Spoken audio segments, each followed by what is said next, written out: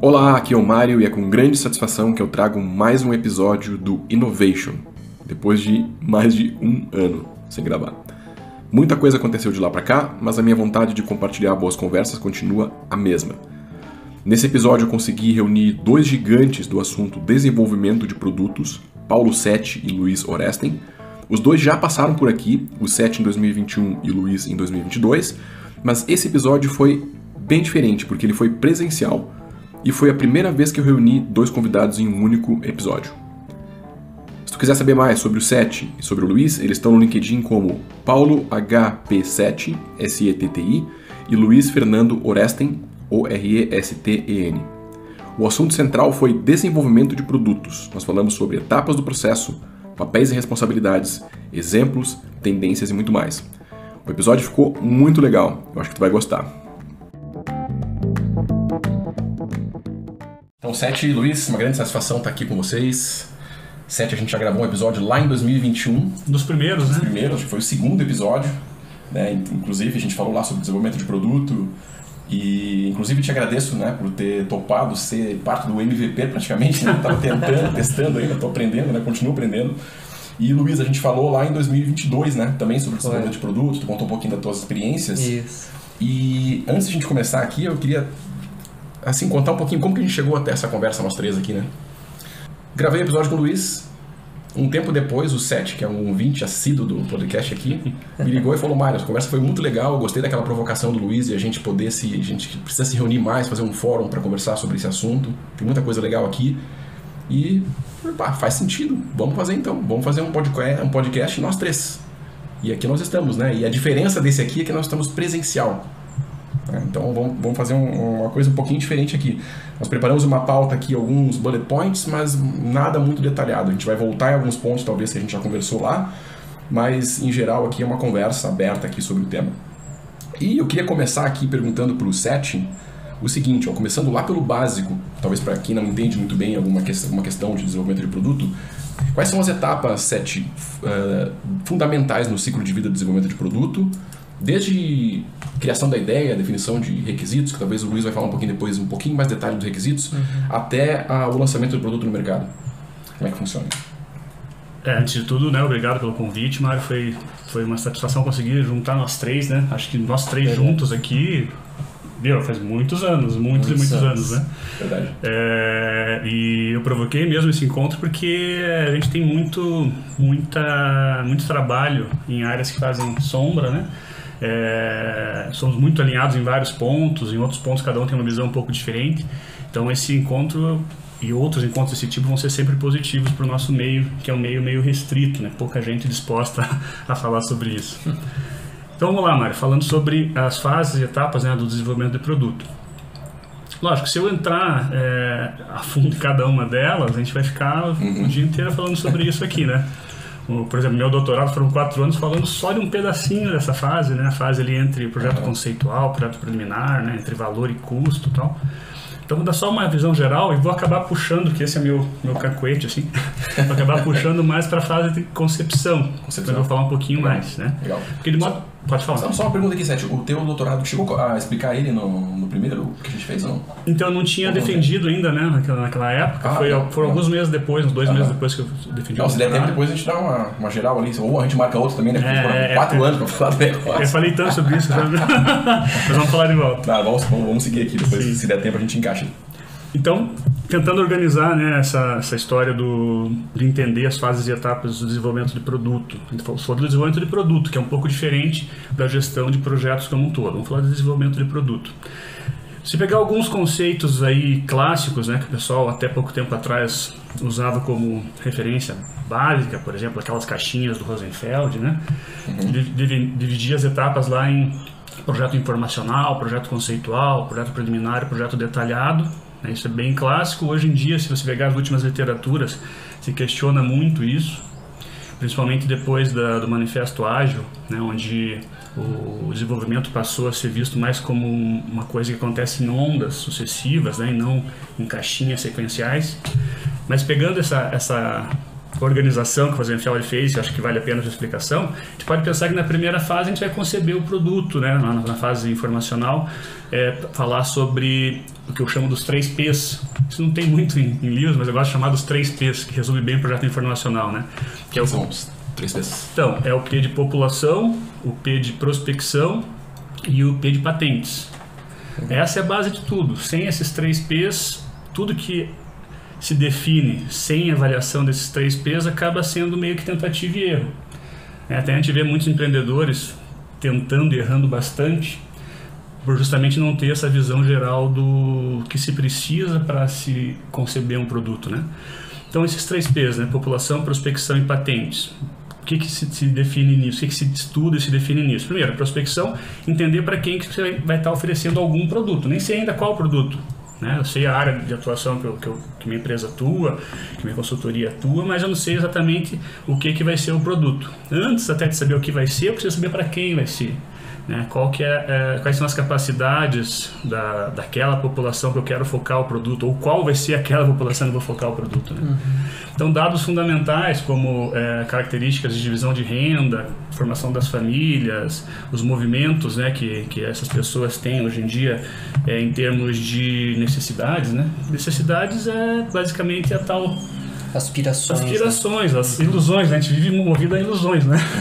Desde Platão já falava disso, né? A caverna de Platão, lá, a sombra, né?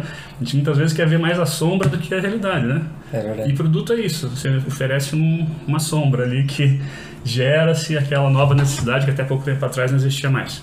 Eu começo a viajar às vezes aqui, desculpa pessoal.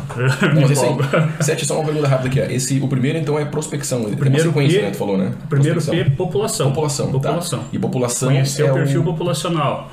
Perfil de renda, perfil de motivações de compra, motivações familiares, né? Uma família hoje em dia no Brasil normalmente é composta, se você olhar o último IBGE aí, um casal, né?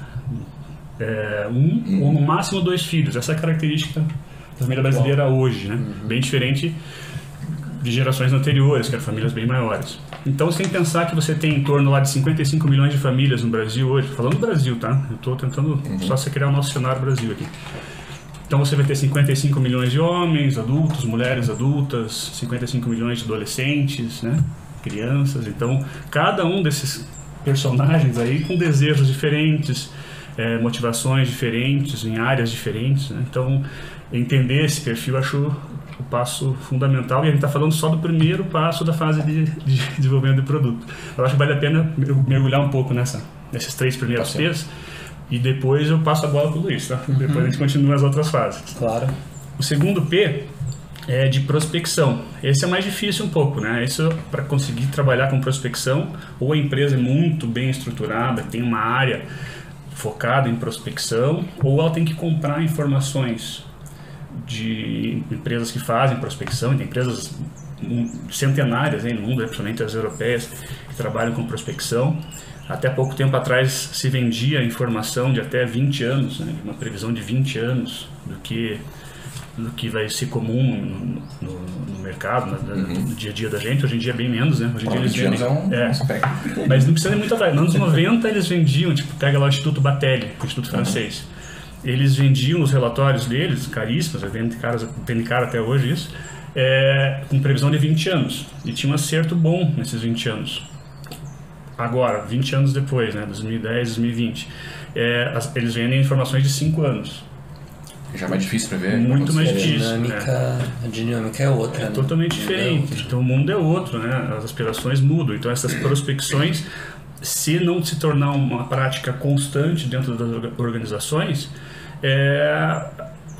o que vai acontecer é que as empresas vão acabar desenvolvendo produtos até bem com boa intenção, só que são lançados obsoletos, né? Sim. Pega um exemplo bom aí, pega um produto que eu acho um produto muito bom e que foi um fracasso por questões de timing e falha de prospecção. O Blu-ray. Para quem gosta de som, eu gosto muito de som de áudio, assim, então eu escuto vinil ainda, tenho, né? Eu sei, eu lembro dos teus pontos lá, inclusive faz tempo que tu não posta, né? Pois tenho viajado muito, é difícil de sentar, porque para escutar um som de qualidade você tem que sentar e prestar atenção no som, né? Não é uma escuta aleatória, quando você põe fone lá no trabalho, escuta o Spotify. que é uma banda cortada de som e tal. Mas não vamos entrar nesse detalhe. Mas pega o Blu-ray, voltando para o Blu-ray. Para quem gosta de som, desde a época do vinil até o Blu-ray não tinha aparecido uma qualidade sonora, né, uma banda sonora tão boa quanto o Blu-ray, né? Muita gente foca na imagem do Blu-ray, mas o som é muito superior. Só que chegou no mercado já no final da vida lá dos DVDs, né, e com a explosão do streaming.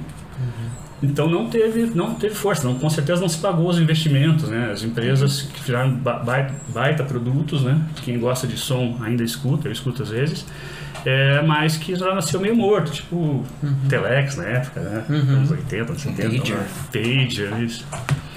Até pior que o Pager, acho que o Pager durou mais do que o Blu-ray, né? Verdade. Então, exemplos de prospecção. Tá, mas e as empresas menores, médias, pequenas, que não têm capacidade de comprar informações de prospecção? Tem que trabalhar de alguma forma com projeções, né? Fazer montagem de cenários, né? Por exemplo, cenários passado, presente, futuro. Como que era a tua casa há 10 anos atrás, os equipamentos que você tinha há 5 anos, o que tem hoje, e olhando essa linha você já consegue ter uma ideia, pelo menos, né? Ou pelo menos diminuir o erro de prospecção de futuro. Prospecção é previsão do futuro, vamos dizer, sem bruxaria, né? com técnica. Sim. Esse é o segundo P, falando de população, prospecção bem resumidamente. E o terceiro P, que é a chave, e que é uma informação gratuita, que todo mundo pode analisar em qualquer momento, e que pouca gente usa esse recurso, é de patentes. É o terceiro P de pesquisa, que é o P de patentes. Para que serve a patente? 3 pontos principais. Primeiro, você proteger a tua invenção. Porque às vezes você tem uma ideia, sem maldade você lança essa ideia como sua, e realmente é sua, na tua cabeça ela é sua, no mercado. Começa a ter sucesso com esse produto no mercado, daqui a pouco alguém vai lá, bate na tua porta e fala, olha, isso que você está vendendo, essa solução, essa ideia, é minha patente. Já existe. Então, de duas, uma, ou você tem que parar de fabricar aquilo, ou vai ter que pagar royalties para o inventor. Isso compromete todo o teu cash flow, né? Tudo aquilo que você previu em termos de ter retorno daquele teu projeto, muitas vezes vai por água abaixo. E, muitas vezes, por simplesmente você não fazer uma pesquisa básica ali no INPI, né, nas bases de patentes, para ver o que tem dentro daquela área. Então, esse é o primeiro ponto de patentes, proteger a tua invenção. O segundo ponto é proteger a própria ideia, né? Então, quando você chega num ponto de ter uma ideia, né, usando várias ferramentas de criatividade, como você gosta, né, Design Thinking, por exemplo, e outras, né, você tem uma grande ideia e você vê potencial nessa ideia, vale a pena patentear. Esse timing do momento de patentear também é bastante importante, porque as patentes têm normalmente data de validade, né? Sim. Então, se você patentear uma coisa agora que você não vai conseguir produzir nos próximos anos, é melhor segurar um pouquinho sob o risco de perder aquela inovação. Tem que ponderar tudo isso. E o terceiro ponto de avaliar a patente é usar patentes como base de dados, como ponto de partida, por exemplo, para um brainstorm. Às vezes a gente está enroscado num ponto lá da parte de criação, de inovação, coisa não está indo para frente, pesquisa na base de patentes, a gente consegue sair, né, abrir várias portinhas ali, neurais ali, para fazer esse novo começo de um novo brainstorm e dali crescer com as ideias. E quando as patentes foram criadas lá na Revolução Industrial, mais ou menos, né, foi criado, as bases de patentes, elas foram criadas justamente isso, para impulsionar o processo criativo, né? Então, usar as patentes a nosso favor, eu acho que é bastante importante nessa fase bem inicial do projeto. Falei só da primeirazinha ali, que é projeto informacional, né, os 3 P's, e daí, a partir daí, o produto cresce e vai sendo concebido. Não chegamos na fase de concepção ainda, mas eu falei bastante aqui, vou dar espaço um pouco para vocês. Legal, então a gente está só no comecinho ali, né, Luiz? Só no primeiro passinho. E o próximo, depois do informacional, é o conceitual, né? Isso, seguindo lá conceitual. as caixinhas do Rosenfeld, né? Tá. Luiz, projeto conceitual. Ele tem uma necessidade muito grande de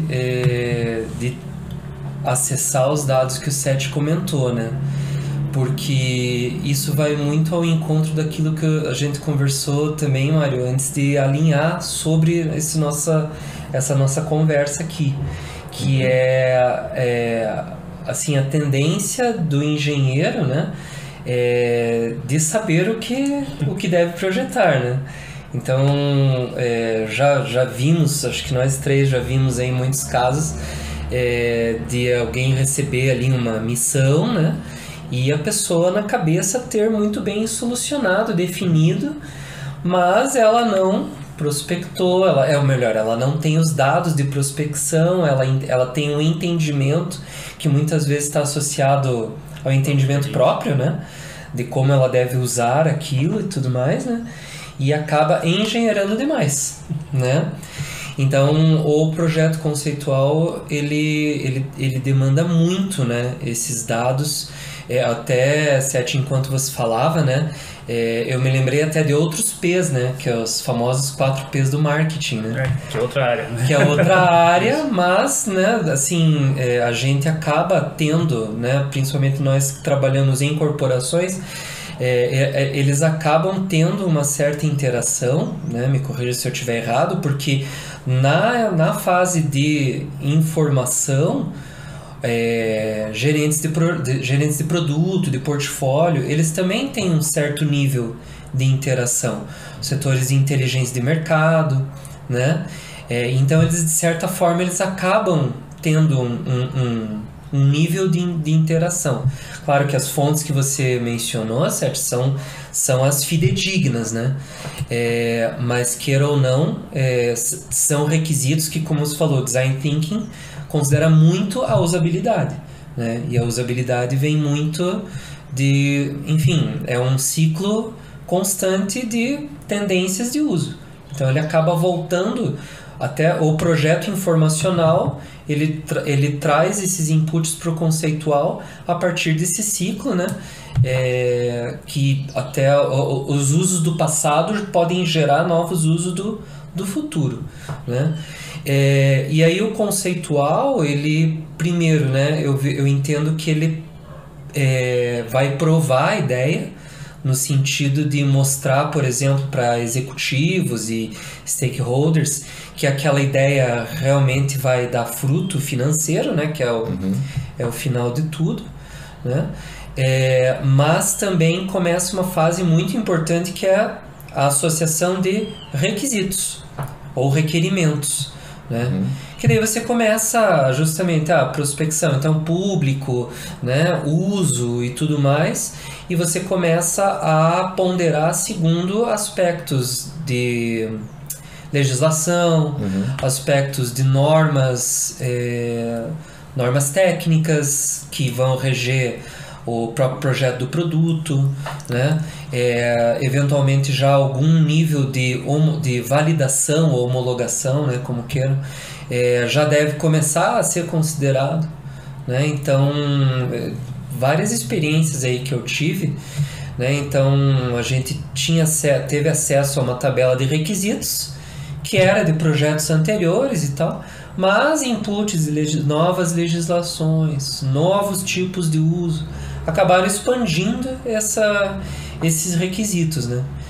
E aí você começa a colocar isso e o projeto, aí ele vai começando a tomar corpo, né? Ele vai começando a realmente sair de uma ideia e vai começando a se tornar um conceito mesmo, que vai se associando a coisas mais concretas e ligadas com a parte informacional, os 3 P's. Os 3 P's, né? Exato. Dizer, né? Eu fiquei curioso ali, Luiz, com duas coisas que comentou. Uma delas é o engenheirar demais. O que significa? O que significa? Dá um exemplo para nós aí de engenheirar demais. Como assim engenheirar demais? Porque engenheirar é bom, né? Engenheirar é bom, só que mas pode ser uma armadilha. Tem um limite ali, né? Exatamente, né? Dá um exemplo para nós aí. Eu vou dar um exemplo, sim. Então, nós 3 somos engenheiros, trabalhamos com muitos engenheiros ao longo da vida, né? Justamente na fase de designar alguns conceitos, por exemplo, a pessoa começa a pensar muito mais em como construir o produto do que como utilizar o produto. Então, eu já trabalhei com vários projetistas mecânicos de competência inquestionável, pessoas extraordinárias, mas que pensavam unicamente em como montar o produto naquela linha de produção, com aqueles operadores, muito mais do que como o usuário final vai utilizar o produto. Quer dizer, e como que o usuário final, nesse caso, né, específico, não era um produto de consumo, não era um eletrodoméstico, por exemplo, era de maquinário.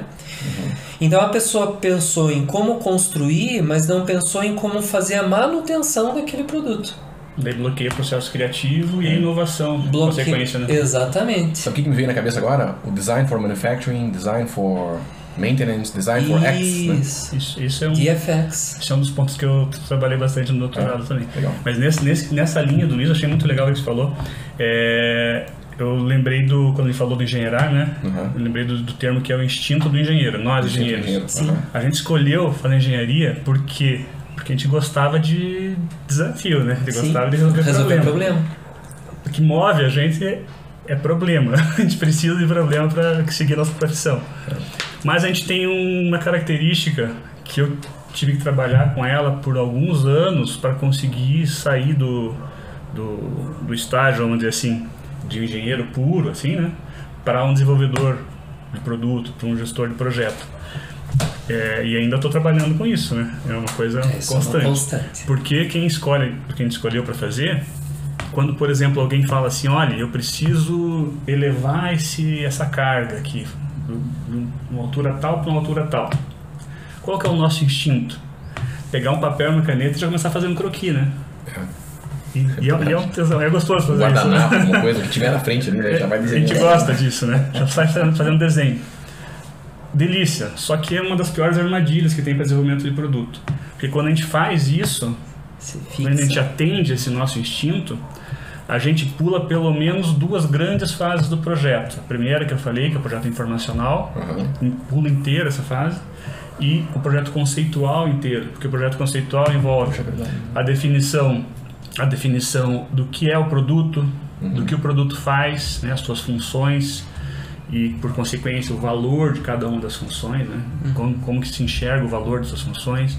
Você pula a fase de cruzamento entre valor percebido e custo de transformação, né? Então você já vai lá para frente, para o final do projeto preliminar e início do detalhado, mais detalhado ainda, né?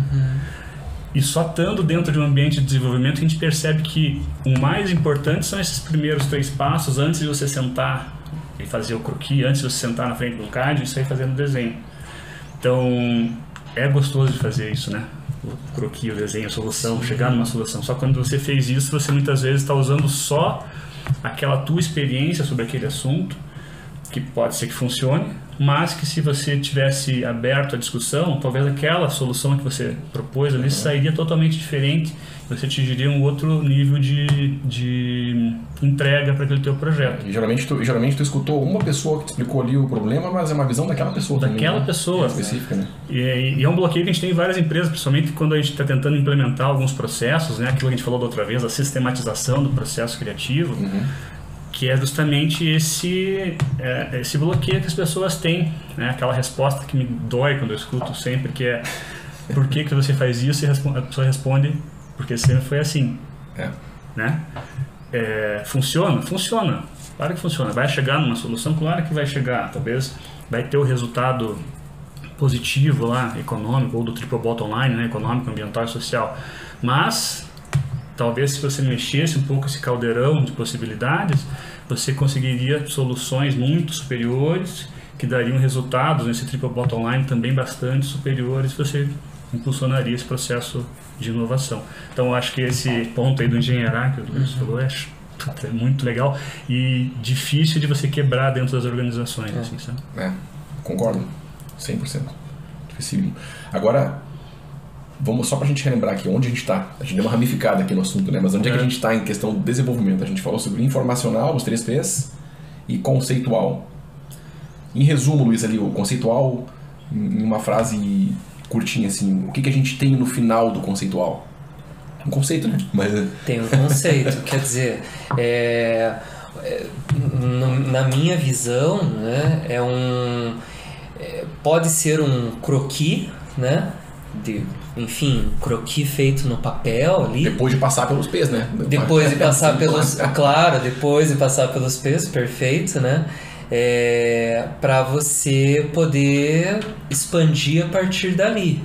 né? Então, basicamente, eu vejo dessa forma, assim, você visualiza o produto, né, de uma outra maneira, mas aberto ainda a diversas interações, né? Porque ele vai passar por interações, né? Aí você vai começar a trabalhar, por exemplo, num primeiro protótipo, eventualmente não funcional, né? Um conceito que você possa, né, olhar com a mão, esse tipo de coisa. Mas, de novo, disposto sempre a tirar essa fixação que o Seth falou, né? Ah, tá aqui. Tá, e agora? Não, tá ótimo. Né? Não, tá ótimo. Não tá ótimo. E aí a minha pergunta é o seguinte, ó, chegou o conceito, ele já chega ali, por exemplo, vamos supor, foram gerados 3 conceitos, sei lá, 4 conceitos, aí já tem um finalista, esse aqui é o conceito na conceitual. Agora vamos para o projeto detalhado, que eu imagino que seja a próxima etapa. Não, é assim... Qual que é a próxima etapa? Vamos pensar assim, eu acabei de escrever um artigo que foi aceito agora, eu até queria passar para vocês antes, mas está em fase de ajuste ainda lá na revista. Manda lá pra gente. Vou mandar, depois vocês colocam no link aí. Que questiona um pouco essas caixinhas, por isso que eu comecei falando que essas caixinhas estão um pouquinho... Né? Entendi. Mas basicamente, se você tentar colocar dentro das caixinhas, coisa que a gente evita hoje, porque você pega o PMBOK lá que fala de ondas sucessivas, tem que voltar muitas vezes atrás, refazer algumas análises. Rever o conceito às vezes, o conceito Sim, não é aquele lá na frente. Mas por quê? Porque você, seguindo o manifesto ágil, você faz apresentações parciais para os tais stakeholders, que o Luiz falou. Então, essas apresentações parciais geram retrabalho. Né? Então, o pessoal fala, pô, mas como assim? Você está falando de metodologia ágil e gera retrabalho, é isso mesmo? É isso mesmo, metodologia ágil, o conceito da metodologia ágil é o retrabalho. Só que pequenos retrabalhos ao longo do processo, que lá no final vão resultar, muitas vezes até em ganho de tempo, né? E investimento, e custo, e tudo mais. Porque o retrabalho no final... Daí é terrível. Aí ele é terrível, sim, penoso, mais pra frente, custoso. Mais caro. Então, tentando colocar essa nuvem agora de informações, que não são mais caixinhas, vamos pensar assim. Nuvem de informações é legal, hein? As nuvens, as ondas sucessivas, né? Tipo aquela marola, quando quebra a onda. Então são várias informações que muitas vezes misturam ali essas fases que eram formais até pouco tempo atrás, né? Informacional, conceitual, preliminar, mas tentando organizar isso, no conceitual você tem que tentar pelo menos sair com uma lista de funções. O que o produto faz? Isso é projeto conceitual. Isso eu gosto demais dessa parte. Porque daí quando você cria... Super importante. Quando você cria um ambiente para discutir e agregar função no produto, você inova. Sim. Né? Então... Você, às vezes, vai fazer o projeto de uma caneta. Está aqui a bica na minha mão. O que faz uma caneta? Para que existe uma caneta? Escreve. Como todas as canetas que estão ali na loja, né? Só que você vai escolher uma caneta e deixar a outra na prateleira. Não foi porque uma escreve e a outra não. Concorda? São outras funções da caneta que fizeram você pegar aquela caneta e deixar a outra na prateleira. Então, o que, vamos dizer assim, surpreende, não sei se a palavra certa é surpreende, ou então... que ilude. A gente vive de ilusão de volta, né? Platão me ajuda. O que gera o desejo. Isso. São essas outras funções, né? Que você agrega no produto e que só acontece se você criar. E para abrir essa discussão, você tem que criar uma fase obrigatória no projeto que estimule as pessoas a discutir sobre isso sem transformar isso em burocracia. Isso que é bem importante, né? Então, o projeto conceitual normalmente termina quando você tem uma lista de funções que o produto vai fazer, ainda não sabe como, mas o que ele tem que fazer, e quanto vale no ponto de vista dos stakeholders, né? Não só do usuário final, mas a participação de todos os impactados por aquele projeto, quanto vale aquela função que você está listando ali para aquele novo desenvolvimento. Acho que o projeto conceitual, no meu modo de ver, né? Eu questiono bastante as caixinhas, então no meu modo de ver acabaria ali. Não, mas eu acho sensacional essa parte de fazer, eu gosto muito porque... Por exemplo, tu olha ali, essa parte do produto, essa parte do sistema de algo que está sendo desenvolvido, ela tem que girar. Então a função dela pode ser girar, por exemplo. Ela tem que girar, rotacional, tem que fazer algum movimento, né, de alguma forma. E aí depois tu fica livre para pensar quais são as formas de girar alguma coisa. Que ele já pula para o projeto preliminar. Aí tu está engenhando, aí tu está fazendo um negócio. Aí depois tu pode voltar no conceito e falar, não, a melhor forma de girar é essa aqui, ó. E aí vai embora. Mas depois pode mudar também, né? Eu gosto também agora só tá fugindo o nome da ferramenta, mas é o diagrama que mostra as interações entre as funções, né? Matriz morfológica? Não. Diagrama de Moody. Matriz morfológica é o passo seguinte daí nas soluções, né? Era uma matriz, agora você me lembrou o nome, matriz morfológica, era a ferramenta que estava na minha cabeça. Essa normalmente é o fim do projeto preliminar, porque aí você pegou as listas de funções, para cada uma delas você discute as possíveis soluções. Exato. Vai ter aquela que sempre foi usada, né? Por que tem essa aqui? Porque sempre foi assim. Só que daí você usa lá ferramentas que estimulam, por exemplo, 5Ps, né? Essas todas as outras, e organiza numa matriz morfológica e sai com várias soluções possíveis para cada função. E daí qual que vai ser a melhor?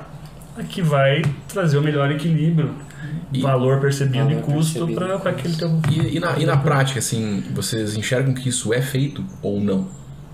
A gente sabe que faz sentido, né, ter essa matriz morfológica, mas na prática, se a gente for lá na indústria, tem lá uma matriz morfológica? Eu acho que se as empresas não estão fazendo isso, elas não vão durar muito tempo no mercado, principalmente nesse mercado tão dinâmico, sabe? Se não gastar tempo com conceito... Eu vejo assim, Mário, que as empresas elas estão investindo. Existem empresas que fornecem esses subsídios para as grandes corporações poderem se renovar, né? Então, te dando um exemplo, né? Eu fiz um curso, né, sobre técnicas criativas de uma empresa de Israel. Era impressionante, assim, conceitos simples que mostravam assim como você agregar novas maneiras de efetuar, de cumprir diversas funções. Então, vou dar um exemplo, não sei, talvez eu tenha até falei no podcast. Um dos exercícios foi para que a gente revisse a função da televisão. Eu lembro. Lembrei agora. Lembra? E daí foi falado sobre o porquê da televisão e tal, não sei o que, enfim, não vou entrar no mérito, né? Faz o link com as funções, né? Que a gente estava discutindo. Exatamente. E criou-se uma nova função para o serviço não da televisão em si, mas a forma da pessoa receber a informação, que era no fim das contas acabou como se fosse uma mistura de streaming com aquela, foi nos Estados Unidos, né? Então tem aquele sistema XM, é um sistema de rádio, é um streaming por rádio. Então ficou uma mistura daquilo, mas foi muito legal, assim, sabe? Então as empresas elas estão prestando atenção nisso, né? Em formas diferenciadas de exercer funções. E vai totalmente ao encontro do que o Seth falou, porque se a gente continuar a avaliar as funções da forma que elas... Até avaliar as funções do mesmo jeito, a gente vai fazer sempre do mesmo jeito e não vai alcançar resultados diferentes, né? Entendi. Muito legal a conexão. Muito legal, mas muito fácil de falar e difícil de fazer. Então, por isso que eu perguntei, porque se a gente for lá na empresa, por exemplo, a gente vai olhar lá, eles vão ter... Cada empresa tem seu procedimento interno de desenvolvimento. E pode ser que não apareça lá uma caixinha ou alguma coisa, uma nuvem, dizendo assim, aqui nesse momento tem que fazer uma matriz morfológica.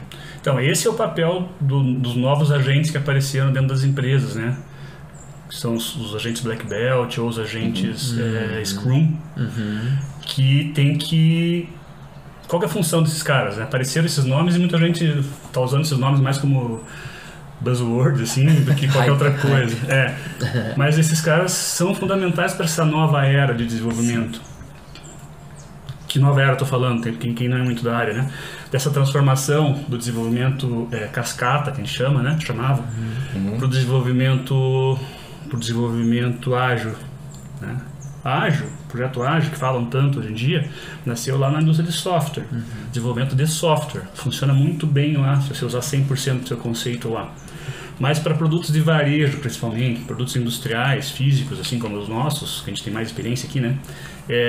Se você tentar usar 100% da metodologia ágil, você demora o dobro do tempo para fazer o projeto. Então, as empresas estão ajustando seus processos, pegando o que tem de bom no ágil e colocando dentro dessas caixinhas. E quem que faz isso? O agente Scrum, normalmente, ou o agente Black Belt, que passou por uma formação lá de ciclo, que derivou lá do PDCA, antigo PDCA, que virou PMABV, né, de desenvolvimento, e que vai ser, entre aspas, o auditor de tudo isso, vai acompanhar essas atividades e vai introduzir novas ferramentas ali dentro, tirar ferramentas que só se transformaram em burocracia, que a gente já passou por isso, né? Todo mundo aqui já trabalhou em empresas que percebeu que muitas vezes estava fazendo um documento ali que era só burocracia, que não estava agregando em nada em termos de inovação, em termos de desenvolvimento. Então esse agente Scrum, ele vai ser esse xerifão, né?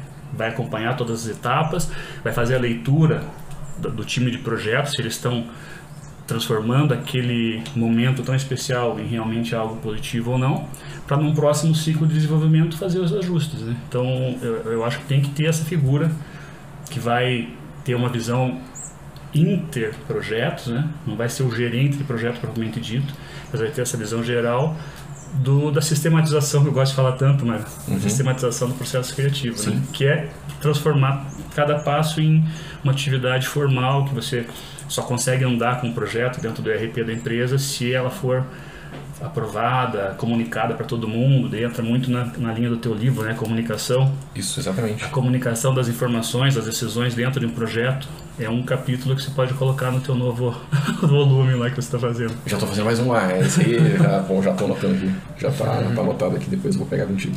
Comunicação. Legal, agora a gente já entrou no detalhado, vamos seguir aqui no... Não entramos no detalhado, não. Onde que a gente está? Onde é que a gente está? No preliminar. A gente falou em lista de soluções para o preliminar. É comprida essa história, né? É comprida. Vocês querem... É bom porque daí dá contexto para mais um encontro. Né? Vocês querem dar uma quebrada aqui, de repente, a gente falar um pouquinho agora sobre... A gente anotou nos nossos bullet points aqui alguma coisa de requisitos, Luiz, que tu... Sim, é uma coisa que tu gosta muito de falar. E, Sete, acho que tu acabou até mencionando alguma coisa agora nessa tua última parte da tua fala aí, que é a diferença entre desenvolvimento de produto e gerenciamento de projetos. Isso. Que muita gente confunde, né? Quer que fale um pouco sobre isso? Pode falar, e depois a gente vai para o requisito. Muitas empresas colocam ali o título, né, gerente de projeto, para a pessoa que trabalha 100% do tempo em várias ondas de desenvolvimento de produto, que são coisas diferentes, né? Qual a diferença principal? Um projeto é uma atividade temporária, bem delimitada, né? Então você tem lá normalmente um time plan, você tem um orçamento, lógico, tudo isso sofre pequenas alterações ao longo do desenvolvimento. Tem uma equipe formal, normalmente, né? As empresas têm uma estrutura matricial onde vem um representante de cada área participar daquele grupo de projeto que está gerenciando, mas por um tempo determinado. Isso é gerenciamento de projeto.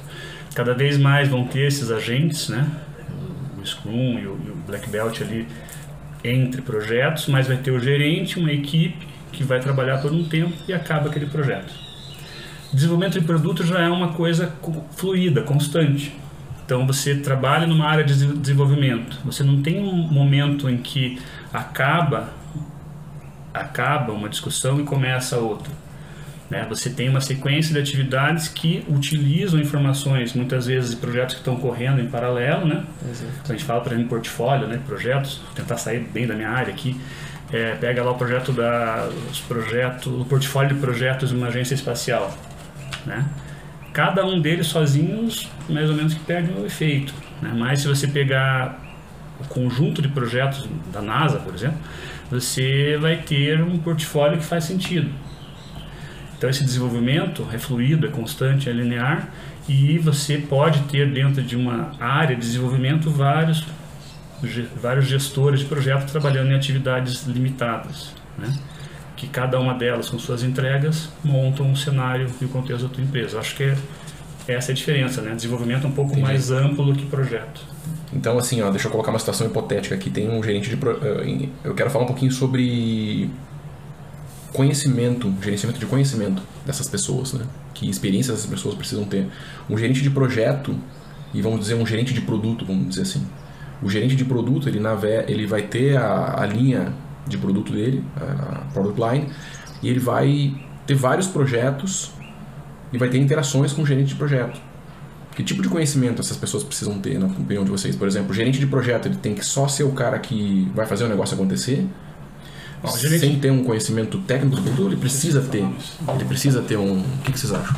Olha, falando assim da experiência que eu adquiri, sabe? O gerente de produto, ele de certa forma sim, ele abrange todos, ele tem esse guarda-chuva na mão dele, né? Com os diversos projetos. Ele vê, pelo fato dele ter uma abordagem um pouco mais próxima, quer dizer, bem mais próxima da comercialização desse produto, então ele tá tendo essa visão de futuro, né? Ele acaba até sendo um xerife, né? Usando a palavra do SET, né? Ele acaba sendo um xerife dos gerentes de projeto, porque os gerentes de projeto eles têm essa função integradora entre as áreas envolvidas e eles podem acabar, vamos dizer, entre aspas, tá? Se apegando aos projetos, né? Claro, eles têm o timeline, eles têm o cronograma, então eles têm a obsessão deles lá pelo cronograma, porque é uma necessidade, eles sabem a necessidade da empresa, mas eles vão ficar dentro daquele furacão, né? Que é o projeto que eles estão coordenando. Fazer o negócio acontecer, né? Para fazer o negócio acontecer. E o gerente de produto, ele entra... Ele não é um gerente de projeto, obviamente, né? São funções diferenciadas, mas por ele ter essa visão do todo, eu entendo que ele fiscaliza os projetos do ponto de vista de fazer eles cumprirem o requisito deles. Como é que eu vou falar? Portfólio, talvez, planejamento de portfólio, pensar... Fazer com que o portfólio se mantenha saudável. Quer dizer, gente, ok, estão vendo essa análise de custo, tá? Então vamos trazer para a prática, né? Estão vendo essa análise de custo, que daí talvez seja o outro lado do instinto do engenheiro, né? Um produto de baixo custo, tá? Vocês estão vendo a questão do baixo custo, mas eu estou vendo a função do público-alvo, eu estou vendo um requisito de uso desse produto, né? Então segura a onda aí, porque vocês estão querendo enxugar demais.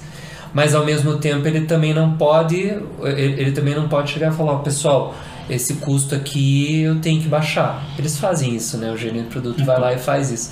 O custo está muito alto, né? Que acontece a maioria das vezes. Então o gerente de produto, eu acho que ele tem competências um pouco mais abrangentes do que o gerente de projeto. O gerente de projeto tem que integrar, porque senão cada um entra no seu dia a dia, e se não tiver ali com a rédea ali do próprio cronograma, aí a pessoa é engolida por outras prioridades, se ela não é parte de um grupo de projeto, né?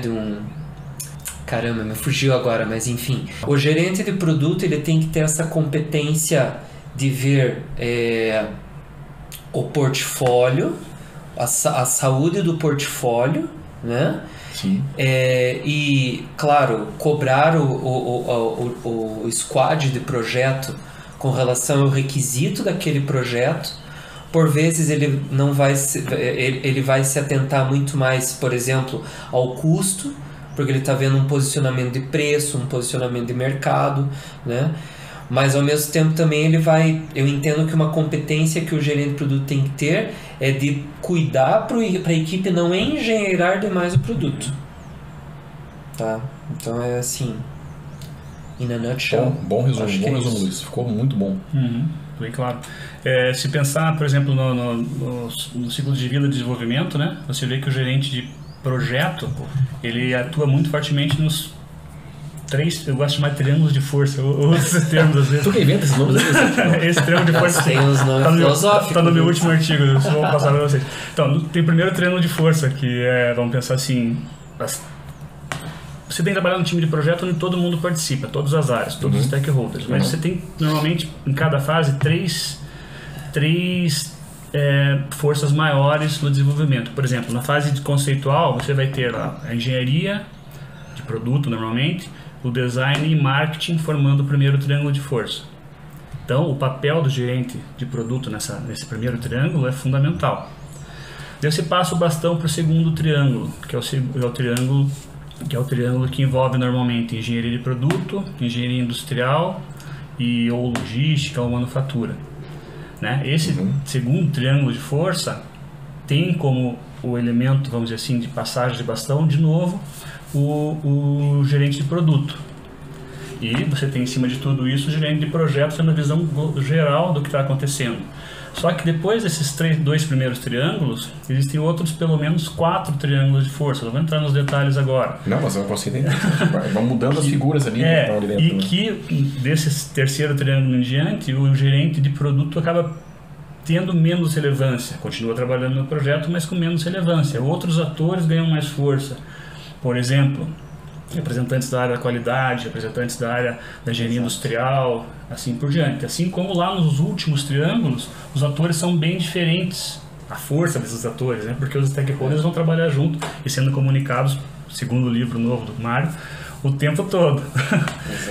E lá na frente, por exemplo, os personagens fortes são outros. É vendas, é marketing, né? Já tá aftermarket. Isso, after sales, né? After sales.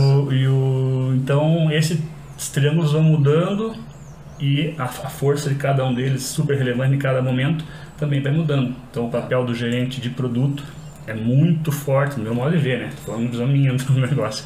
Nos 2 primeiros e vai sumindo no final. Só que o gerente de projeto segue tudo, fazendo coisa até que não gosta. Vou pegar um exemplo meu, pessoal, aqui. Estou trabalhando nesse projeto agora da nova fábrica. Eu tenho muitas vezes que ter discussões com governos. Detesto isso. Mas precisa, faz parte da fase de gestão desse projeto. Eu tenho essas discussões com o governo. Não é esse meu forte. Vocês me conhecem, sabem que eu gosto mesmo, além de filosofar, assim, que nem agora, eu gosto de uma área um pouco mais técnica ou de inovação. Mas tem que fazer isso quando necessário, né? Então, está em cima de toda essa linha de discussão o papel do gerente de projeto como um todo, e que vai ter um começo e um fim bem definido. Acho que se eu tentasse explicar isso. E complementando, né, Seth, acho que o gerente de produto ele tem que ter esse discernimento de saber quando tirar o pé, né, dele, né? Porque, por exemplo, quando o projeto vai circulando para esses triângulos de força mais próximos do lançamento, aí a gente volta para um quesito que a gente comentou há pouco. O retrabalho que o cara quiser impor no final do projeto vai custar muito mais caro do que no começo. Então é essa sabedoria que ele tem que ter. Poxa, eu tenho que atuar na concepção. E eles têm que estar, e todos os atores até o final têm que estar comprometidos desde o primeiro triângulo ali. Exato. Porque passou, meu filho, passou a bola, você não mostrou a tua demanda nesse momento, lá na frente, como você falou, fica quase impossível encaixar, né? E fazendo um paralelo aqui, a palavra que eu estava tentando lembrar era obeia. Obeia room. É uma expressão do japonês para sala de guerra. Tipo um task force em japonês. Não, é basicamente assim, onde todas as disciplinas de um projeto ficam concentradas. Então na Train, por exemplo, quando um projeto era muito grande, eles realmente punham todo mundo numa sala. Tipo num salão, assim, sabe? Mas é uma sala aqui, todo mundo vai quando o bicho pega, ou tem horário definido? Não, nós vamos se reunir ali todo dia? Não, é onde todo mundo fica. Todo mundo fica ali durante o projeto inteiro? Eu achei que fosse uma sala pra... Eu acho isso muito legal. Conseguir fazer isso é difícil pra caramba, né? Muito quando difícil, você consegue, você tem um resultado muito positivo. Exatamente. Eram projetos grandes, né? Pra máquinas grandes e utilizações grandes. Então, cara, tinha tudo, assim. Primeiro que tinha cronograma, né? Então, todo mundo via o cronograma. Físico, na where parede, we are, exatamente. Né? Legal. E os conceitos, enfim, né? Toda a parte do projeto conceitual. Então tinha norma, né? Então o cronograma vai aqui, os projetos conceituais vão aqui, a tabela de requisitos vai ali, né? Então todo mundo vê tudo o tempo todo. Então você não perde. Se compromete, as pessoas acham mais interessante de tudo isso. Eles se comprometem com aquilo que está acontecendo, né? Se motivam. Acho muito legal montar uma sala assim. Também não é fácil de fazer, mas se a empresa se dispõe. Até porque precisa alocar os recursos não estão disponíveis para ficar 100% ali, ele está, sei lá, meio período, uma porcentagem. Pode acontecer, né? Claro. Isso me deu vontade de fazer uma pergunta que não está no script. É o seguinte, como que... Eu acho muito interessante também essa questão de ter essas salas de guerra, esqueci a palavra, como que é, Luiz? Obeia. Eu acho muito legal o conceito, mas isso só funciona se for presencial, né? O que vocês acham, na opinião de vocês aí? O trabalho presencial e o trabalho remoto, ou até uma outra palavra que eu escutei esses dias que eu achei muito interessante, trabalho distribuído, não remoto, né? Remoto dá a impressão que está isolado em um lugar. Simplesmente uma equipe distribuída, que se conecta de vez em quando e distribui. Eu não vejo muito problema nisso, mas para algumas coisas, tá numa sala presencial faz toda a diferença, né? Sim. O que vocês acham sobre isso? Vou falar de volta. Fale. Aí tem muito uma questão geracional, eu acredito, né? Talvez, eu que sou mais velho aqui, eu acho, gosto muito do presencial. Lógico, a gente não precisa estar todos os dias presencialmente, mas criar fóruns presenciais para inovação, para mim, principalmente produto físico, talvez para o software funcione melhor, até remoto do que presencial. Mas para produtos físicos, produtos de varejo, produtos industriais de modo geral, no meu modo de ver, os resultados são bastante superiores quando se cria uma discussão presencial. Imagina uma coisinha básica, ferramenta simples que a gente usa em vários momentos do projeto, brainstorm, né? Ou os conceitos do Double Diamond, lá do Design Thinking. Tem toda uma questão visual, tem toda uma questão de geração de clima, né? De ambiente, de discussão, que eu acho muito difícil conseguir quando você faz uma reunião virtual.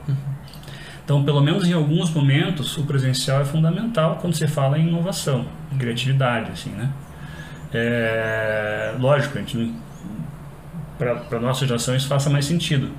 Mas eu vejo um pessoal novo chegando, com potencial muito grande também, esse pessoal na faixa de 20 e poucos anos hoje, que se dão muito bem e que conseguem resultados fantásticos trabalhando remoto. Então, minha visão, a gente precisa de alguns encontros presenciais, sim. Por exemplo, na semana, pelo menos uns 2, né? 3. Né? Agora, tem um pessoal que trabalha bem, tem um pessoal que trabalha bem. Porque acho que dentro disso, né, o aspecto híbrido, né, Seth? Então, o momento em que a pessoa tem que entrar ali no flow, né? Por outro lado, né, se ela tiver em casa e dentro de um ambiente que tá bom, né, para ela, confortável e tudo, o home office, aí ele é bem eficaz também, né? Que também faz parte do projeto, né? Tu consegue... Exatamente, agora eu tenho que pegar e destrinchar uma matriz de requisitos, entendeu? Preparar uma matriz de requisitos, ou agora eu tenho que sentar num CAD e descer a lenha. No momento que tu tem uma atividade bem definida, tu já teve as discussões anteriores, já tá tudo alinhado, aí tu precisa agora, agora eu preciso sentar aqui por 2, 3 horas, 4 horas, uma manhã inteira pra, assim, sozinho aqui, para resolver isso aqui. Então, apesar de cada vez menos, né, a montagem das atividades de um desenvolvimento de produtos e o próprio processo de tomada de decisão não acontece mais isoladamente, em nenhum nível, né? Tanto operacional quanto decisório, executivo, as decisões são colegiadas, as discussões são colegiadas. Então, sim, poucos momentos vão ter de introspecção, assim, que a pessoa vai trabalhar sozinho, mas cada vez menos, no meu modo de ver. Cada vez menos, isso é fato. E uma coisa também que é geracional, assim, né, que eu não consigo, às vezes imaginar fazer diferente, é a questão de ter o pé na linha de montagem, assim, o pé na fábrica. Isso é importante. Eu, quando, por exemplo, os momentos que sobravam, quando eu estava na indústria, sobrava para pensar sobre um ponto, o meu exercício era ir para a linha de montagem e olhar e acompanhar o processo. Sentir o ambiente, conversar com pessoas experientes ali. Os resultados normalmente eram melhores. Até eu sumia às vezes, né, da sala de projeto, o pessoal até tirava a sala, o pet fantasma, porque eu estava na linha de montagem. E os resultados eram positivos que eu levava para o grupo. E aí tu liga 2 coisas, né? Porque daí eu li um artigo esse dia muito interessante que é caminhar atiça a criatividade. Pode ser. Então, mas qual que é o ponto? Esse funciona para mim. Pega essa geração, não gosto de classificar, mas chamo de Z, né, hoje, né? Esse pessoal de 20 e poucos anos, e eles funcionam muito bem sem precisar pôr o pé na fábrica. Os resultados com certeza vão ser melhores do que até o Bitinha lá cheirando óleo na fábrica lá, mas é o jeito de trabalhar diferente, é uma maneira diferente de ver o mundo corporativo, o mundo industrial, o mundo criativo. Outra forma que hoje eu faço, Seth, como hoje eu estou no setor de pós-venda. Então, qual é o meu Gemba, né? Onde as coisas acontecem? A concessionária. Então, eu tenho, né, uma programação periódica de eu estar em uma concessionária. Né? Então, para vários fins. Eu, hoje, particularmente, trabalhando com desenvolvimento de acessórios, eu vou lá e converso com uma pessoa consultora de acessórios, o que está vendendo, o que não está, o que você gostaria que estivesse no teu, né, na tua planilha, né? Sento com o gerente de pós-venda, que às vezes fala de peças um pouquinho também, fala de serviços e tal, que faz parte do nosso portfólio. Então, outro Gemba, que eu particularmente, né, a gente trabalhou juntos aí, trabalhou em chão de fábrica. Né? Sentindo o cheiro da graxa. Sentindo o cheiro da graxa. Agora tô em outro Gemba, né? Mas também tem cheiro de graxa. Que também tem cheiro de graxa. Esse não dá pra deixar de passar por ele. Tá, agora essa conversa aqui é infinita, né? A gente sabe, né? A gente vai ter que marcar mais encontros ali. A gente já está um bom tempo aqui falando e a gente já praticamente cobriu tudo aqui que a gente tinha na pauta. Tá. Tem algum ponto aqui mais que vocês queiram falar, alguma questão, ou fazer talvez uma deixa para uma próxima conversa, algum link com alguma questão aí que vocês legal, acham? Né? Call to action. O que vocês acham de... Nossa. Como é que a gente pode fechar aqui? Primeiro que eu acho que esses encontros tem que ter mais vezes mesmo, porque não é fácil encontrar pessoas assim como vocês que estão dispostas a falar sobre isso. Né? É muito bom. E que tenha paciência para ouvir também umas viagens que eu faço aqui. Mas tem assunto para muitos e muitos encontros, né? Até trazer outras pessoas com visões diferentes, pessoas... com certeza, né? Pessoas, por exemplo, com uma visão um pouco mais acadêmica até do que industrial. A gente tem esse perfil de ter um pé na academia e um pé na indústria muito forte, né? Muitos anos de experiência nos dois campos. Mas misturar um pouco, né? Trazer o cara 100% indústria e o cara 100% academia, talvez para ter instigue algumas coisas diferentes na gente. Porque às vezes a gente cria alguns conceitos, né? Algumas ideias, que nem eu falei de algumas aqui, que acabam virando na nossa cabeça verdades, mas a gente fez pesquisa bastante, a gente tem que deixar sempre a pergunta no final, né? Será que realmente tudo isso que eu falei é verdadeiro, é verdade? Talvez seja verdade hoje, ou meia verdade hoje, mas daqui a pouco vai ser totalmente diferente. Então, essas discussões com pessoas e personagens de visões diferentes eu acho bastante importante. Eu gosto dessas diferenças de ideologia, vamos dizer assim, de projeto. Eu tô quase conseguindo, não sei se eu vou conseguir trazer o Tio Lick para uma conversa dessas, cara.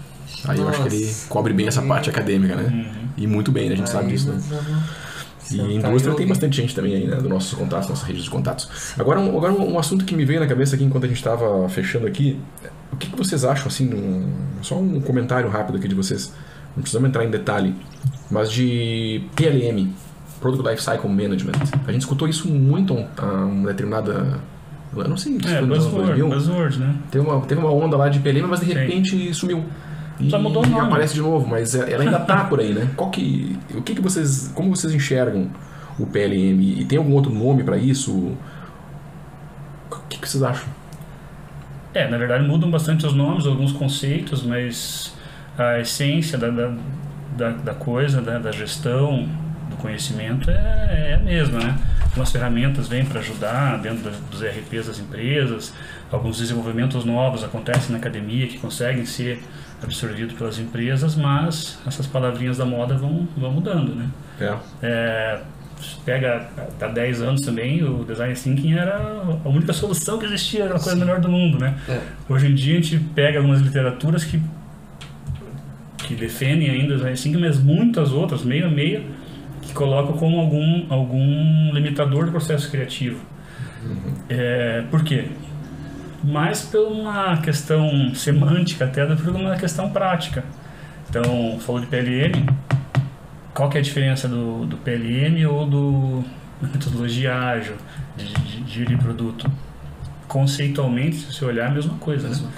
Então, a gente, lógico, a nossa área tem que estar acompanhando todos esses movimentos, né? Essas palavrinhas que vão aparecendo, mas mais do que o termo em si é como se fazer as coisas que Exatamente. a gente vai. Eu fiquei tão curioso com isso que eu não sei se eu já comentei com vocês, mas sempre que eu preciso aprender uma coisa nova, não interessa o que seja, eu vou pegar um livro sobre o assunto. Mesmo que assim, eu preciso aprender a jogar futebol, mas não sei. Eu vou pegar um livro sobre futebol primeiro. Não vai dar certo, mas pelo menos eu entendo assim, eu entendo qual é o vocabulário que tem ali, quem que são as pessoas-chave ali daquele meio, e é o meu jeito, cara, é como eu tô chaveado ali.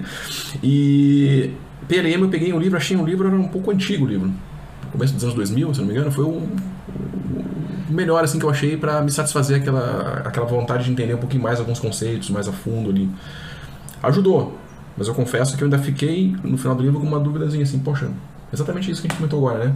É uma palavra nova, é uma palavra que continua, tem que entender a essência mesmo do negócio.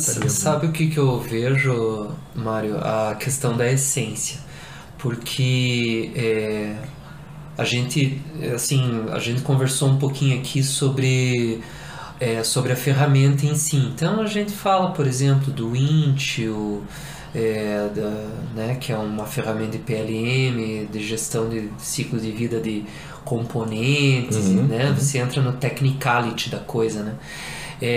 Mas eu também penso às vezes no sentido de você ter um portfólio daquele guarda-chuva que eu falei, né?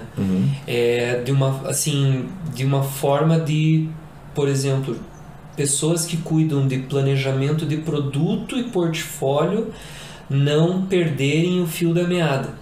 Porque recentemente eu participei de uma discussão em que pessoas de planejamento de produto, e a gente está falando aqui de veículos, né? Então produtos complexos de valor agregado alto, né? De repente se depararam com uma situação em que elas perderam o fio da meada de um ciclo de vida de vários produtos.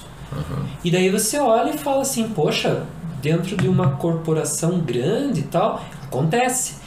Então eu acho que isso é uma competência a ser desenvolvida assim, de um ponto de vista mais intelectual mesmo, sabe? E não só de ferramentas. As ferramentas elas ajudam ali com o componentezinho e tal. Mas quando essa discussão aconteceu, eu fiquei assim, me gerou essa reflexão, sabe? Então eu entendo que é uma visão superior do PLM. Não sei, é uma ideia aqui, sabe? Que talvez esteja até um pouco fora do nosso métier aqui, sabe? Cenas para o próximo capítulo, então. Boa. Vamos fechar e aqui, talvez então? Trazer um gerente de produto, enfim, né? Pra brilhantar a coisa. Então tá, vamos fechar então. Fechar. Luiz, Sete, muito obrigado pela participação de vocês. Como eu falei, né, uma grande satisfação ter vocês aqui para mais um episódio. Vocês toparam agora presencial, né, um pouco diferente dos primeiros que nós fizemos. Espero que a gente tenha mais oportunidade de fazer esses, né, desse tipo, conversa desse tipo, e assunto tem, né? É só a gente fazer uns bullets ali, como a gente fez agora. Sim. Cobrir, a gente sai totalmente do script, a gente saiu bem do script aqui, né? Se a gente tinha planejado. A gente é bom nisso, né? E a gente continua saindo, né? Que não tem problema. Acho que é bom ter uma linha ali pra gente pelo menos saber sobre o que a gente vai falar, né? E depois a gente vai organizando isso aí. Depois eu vou montar também uma lista de referências de tudo que a gente citou aqui, né? Fazer um resumo estruturado do que a gente conversou, para o pessoal também entender a conversa, mas eu acho que ela ficou bem fluida, assim, né? Acho que ficou bem também aberta, também a gente deu uma ramificada, mas eu gostei bastante. Muito obrigado, pessoal. Eu agradeço muito. É uma honra estar aqui com vocês, porque são, né, falando por mim aqui, são pessoas aí que a gente não só trabalhou junto, mas cada um teve sua trajetória e, né, são pessoas que estão na minha consideração, não só como profissionais, mas amigos. Show de bola. Obrigado, Mário, pelo convite de volta, né? Luiz também.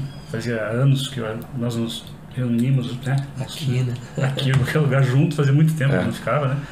É bom falar com vocês, primeiro por falar coisas que são são afins, né? E que é difícil, pouca gente tem essa visão que vocês têm, então é um privilégio conseguir compartilhar com vocês isso e aprender também com vocês. Aprendi muito aqui hoje. É isso aí. Valeu, pessoal. Valeu.